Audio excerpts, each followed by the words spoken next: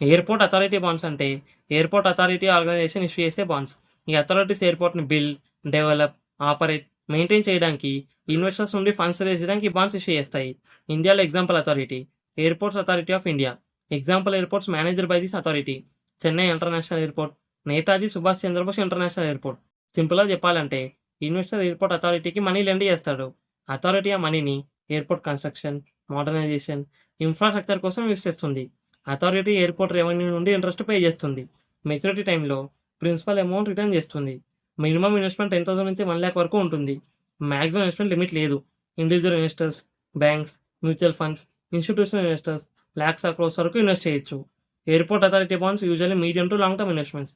కాబట్టి common maturities 5 years, 7 years, 10 years, 15 years.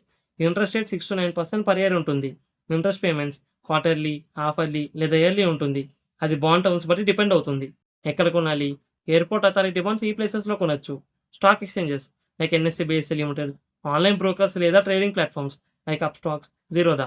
Airport authorities new bonds issue చేసినప్పుడు banks లేదా brokers ద్వారా apply చేయొచ్చు.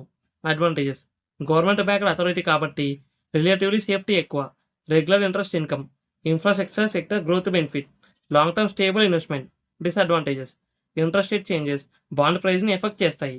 ఎయిర్‌పోర్ట్ ట్రాఫిక్ తగ్గితే రెవెన్యూ ఇంపాక్ట్ అవ్వచ్చు. లిక్విడిటీ సమ్‌టైమ్స్ తక్కువ ఉంటుంది సెకండరీ మార్కెట్‌లో.